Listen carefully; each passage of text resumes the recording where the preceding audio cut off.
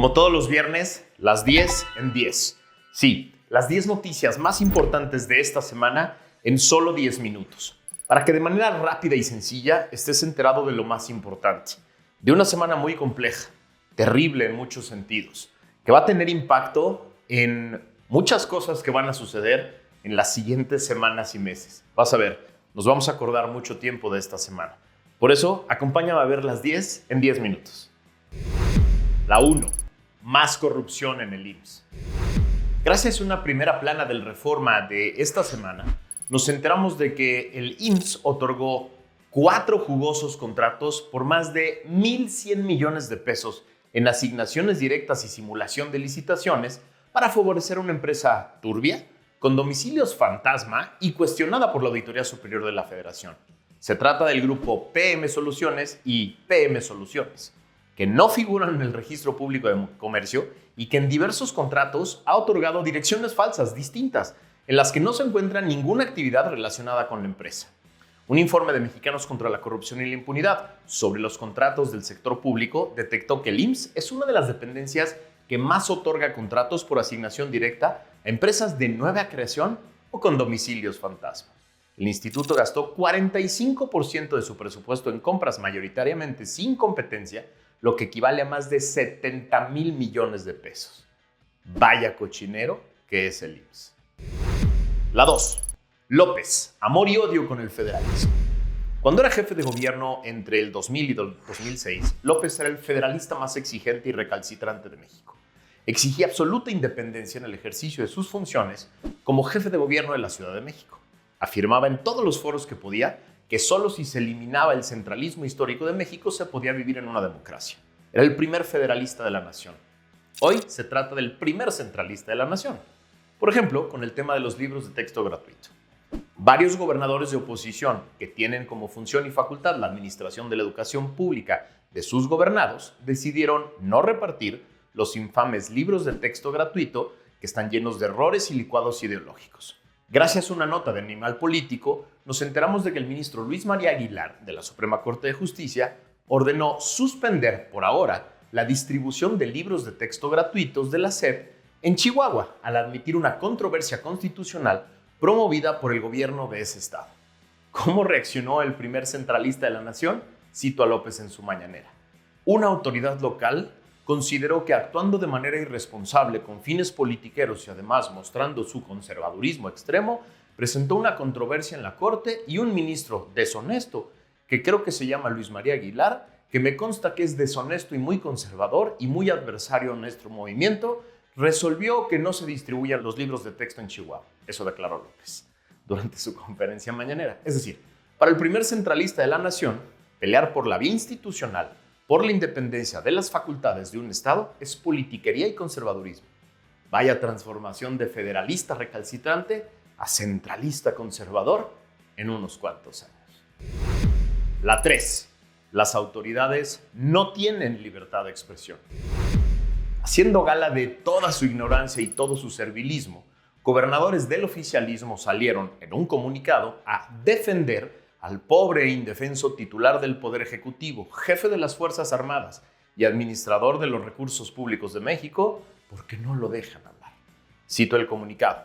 Expresamos nuestro total desacuerdo con la decisión del Tribunal Electoral en el que se restringe de manera arbitraria y sin fundamento la libertad de expresión del presidente de la República ejercida en las mañaneras. Cierro la cita. Les regalo una breve y sencilla clase de derecho constitucional a estos serviles ignorantes.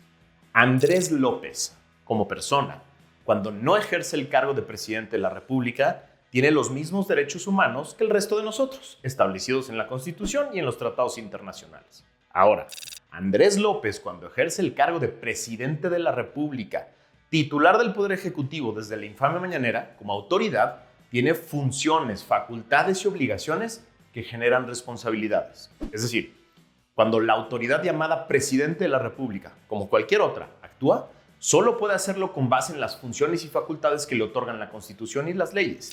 Y tiene la obligación constitucional de, cito el artículo 1, promover, respetar, proteger y garantizar los derechos humanos de conformidad con los principios de universalidad, independencia, indivisibilidad y progresividad.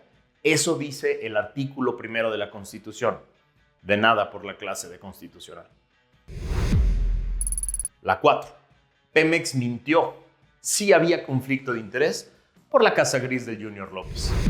En medio del escándalo de la lujosa casa gris de Houston que ocupaba el Junior López, sin tener trabajo ni ingreso claros, tanto la empresa que le puso la casa a disposición como Pemex salieron a dar una indigna conferencia de prensa para decir que todo estaba bien, que ya le habían echado un ojo y que todo estaba bien y que no había problema, que no nos preocupáramos, que Baker Hughes era una empresa más y que contrataba con Pemex y no tenía beneficios extras.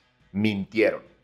Gracias a una nota del Reforma derivada de una investigación de Mexicanos contra la Corrupción, hoy sabemos que Pemex Procurement International, PPI, la filial de Pemex domiciliada en Estados Unidos, otorgó al menos 27 contratos a Baker Hughes por un monto de $7.5 millones durante el tiempo que José Ramón López Beltrán vivió en una casa de un alto ejecutivo de la compañía en Houston, Texas. No antes, no después, sino durante la estancia del Junior en Estados Unidos. Espero que la SEC se apure con la investigación derivada de la denuncia que hizo la senadora Xóchitl Gálvez. Ya queremos resultados. La 5. 5 estados gobernados por Morena, los peores en acceso a la salud. Gracias a una nota de Animal Político de esta semana, nos enteramos de que el problema de falta de acceso a servicios de salud, que se agravó en todo el país entre el 2018 y el 2022, tuvo un escenario aún peor en 5 estados de los 32 entidades del país: Chiapas, Guerrero, Hidalgo, Michoacán y Oaxaca. 5 estados gobernados por Morena. En Chiapas, por ejemplo, la falta de acceso a servicios de salud pasó de afectar a 17% de la población en 2018 al 66% en 2022. En términos absolutos, esto se traduce en un incremento que fue de 939,000 a 3 millones. La situación fue similar en Oaxaca, donde el aumento porcentual en esos 4 años fue de 16% a 65%, o bien de 650,000 personas a 2.8 millones de habitantes. Para Guerrero, el porcentaje de personas sin acceso a servicios de salud pasó en ese periodo de 13% a 52%.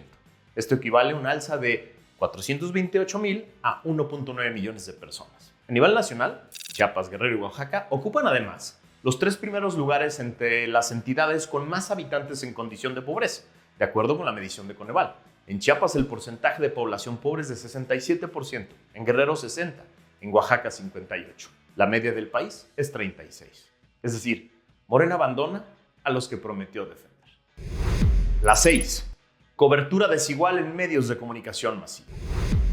Entiendo perfecto que los medios de comunicación masiva son negocios que deben funcionar como negocios. Lo tengo muy claro y creo que es absurdo pelearse con esa idea. Tengo muy claro también que hoy, más que nunca, por la brutal competencia que existe y la multiplicidad de plataformas de comunicación, los medios de comunicación masiva tienen enormes dificultades para captar y sobre todo para retener la atención de un público que muy rápido pierde el interés. Justo por eso, me resulta tan ilógico y tan difícil de entender que la gran mayoría de los medios mexicanos le dediquen 2 horas completas de lunes a viernes en sus diversas plataformas y canales a pasar íntegro el absurdo show cómico musical conocido como La Mañanera. Le dediquen además a ese show el tiempo de reporteros, comunicadores para comentar absurdos y mentiras que ahí se dicen en tweets, reportajes, notas y cápsulas que pasan por sus diversos canales todo el día. Pero ahora no solo es La Mañanera. Desde hace meses estos medios dan seguimiento puntual a cada gira, evento, puntada, ocurrencia y mentira de las corcholatas del obradorato que recorren el país gastando miles de millones de pesos que nadie sabe de dónde vienen. Me pregunto, ¿son las mañaneras y las campañas de las corcholatas eventos de tan alto interés del público en general que merecen tanto espacio, atención y recursos de los medios? Ahí les dejo la pregunta. La 7. Diputada de Morena exige retirar libros de texto de la SEP. En un raro e inusual desplante de dignidad y honestidad, la diputada chiapaneca de Morena y pedagoga de profesión, Adela Ramos, dijo en una conferencia de prensa esta semana, cito, "Me sumo a la posición de no distribuir los libros de texto en este ciclo escolar hasta que haya condiciones favorables, hasta que se resuelva de manera correcta y legal y jurídicamente este proceso", señaló, y sigo la cita. Es evidente que no solo se trata de errores ortográficos y gramaticales, sino de intenciones dogmáticas y filosóficas que conllevan un interés político con abusos exagerados, sesgando los derechos de nuestra niñez toda vez que la educación debe ser el pleno desarrollo armonioso de las facultades físicas y mentales de nuestros niños y niñas para una vida productiva. Muy interesante no solo por el valor de la diputada, sino por la confirmación de que el burdo intento de Morena para ideologizar niños y maestros en estos libros es cierta, como lo denunciamos aquí. En Factor Kaiser le seguiremos dando puntual seguimiento a este grave tema. La 8. López se burla de que lo cuestionen sobre masacre en Lagos de Moreno. Llevaba varios días el caso en la discusión pública. 5 jóvenes habían sido secuestrados y posiblemente asesinados en Lagos de Moreno. Un aterrador video e imágenes siniestras circulaban en las redes sociales. Todos ya lo habíamos visto y lo habíamos escuchado. El presidente, que presume levantarse a las 5 a.m. para tener una reunión de seguridad, seguramente sabía del caso. En la transmisión de la infame mañanera se escucha claramente a varios reporteros gritar: "Los jóvenes de Lagos de Moreno, Lagos de Moreno". El presidente hace su risa burlona, claramente escuchando lo que le estaban gritando y preguntando, se pone la mano en la oreja y cuenta un chiste en el que repite varias veces la frase "no oigo". Para mí es uno de los momentos más aterradores, desconsoladores, pero también reveladores del sexenio. Su desconexión con la realidad es total. Igual de indigno y aterrador fue el intento de defender de su porra, que trató de explicar que el presidente no escuchó la pregunta que varios reporteros gritaron en varias ocasiones. Ninguno de ellos pidió explicación sobre los 5 jóvenes, porque solo les preocupó tratar de hacer control de daños sobre uno de los peores momentos de esta presidencia. Y miren que hay de dónde escoger. La 9. Chelo y la farsa de su rebeldía. Hace más de un mes puse un tuit que decía así, me cito a mí mismo: Marcelo se volverá de pronto crítico del proceso de Morena. Acusará el evidente favoritismo por Claudia. Saldrá digno y rebelde de Morena. El compadre de López, Dante Delgado, lo recibirá con los brazos abiertos y lo hará su candidato. Todo parecerá una sorpresa y un acto de rompimiento, pero será evidente el burdo acuerdo entre López y Dante para robarle votos de clase media al frente, y aquellos incautos que dicen, bueno, ojalá por lo menos sea Marcelo. Es una simple hipótesis, pero aquí la dejo para que no se dejen engañar. Eso dije. Lo dije hace mes y medio. Y lo repito hoy. Yo creo que estas denuncias son una farsa acordada y controlada, porque solo exhibe lo que todos ya sabemos y ya vemos. Sí, si fuera un rebelde de verdad, nos platicaría exactamente todas las desgracias que vio y toda la corrupción que vivió adentro de Morena. La 10. Claudia le roba dinero a sus ex empleados de la CDMX. Gracias a un trascendido del periódico Reforma, nos enteramos de que Claudia le aplicó un delfinazo a sus ex empleados. Cito el trascendido del Reforma. Resulta que a cientos, si no es que a miles de trabajadores sindicalizados del gobierno capitalino les desaparecieron poco más de 2,000 pesos a cada uno de su fondo de ahorro. Se trata de un fondo capitalizable contemplado en el contrato que tiene la administración de la CDMX con el sindicato. Y por alguna extraña razón, en esta semana las distintas dependencias comenzaron a descubrir que les habían trasquilado lo que les correspondía por concepto de rendimientos de dicho fondo. Lo trataron de negar, pero el día siguiente se les cayó el teatrito porque les llegó una manifestación de trabajadores a la sede del gobierno en la Ciudad de México exigiendo respuestas. ¿Se imaginan en cuántas dependencias de la Ciudad de México, de los gobiernos locales y del gobierno federal les han robado dinero a los trabajadores que están ahí para supuestamente servir a la nación?